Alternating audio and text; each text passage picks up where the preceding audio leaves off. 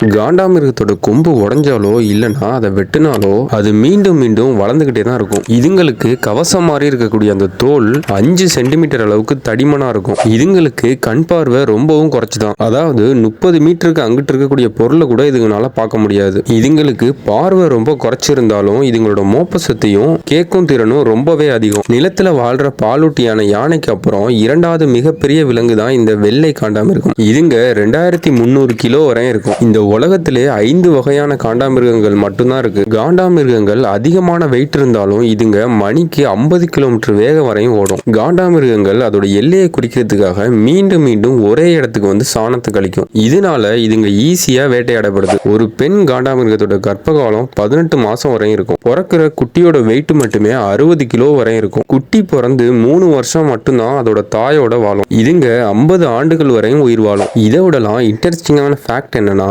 காண்டாமிருகங்கள் 50 million வருஷத்துக்கு முன்னாடி இருந்தே பூமியில வாழ்ந்துட்டு இருக்கு.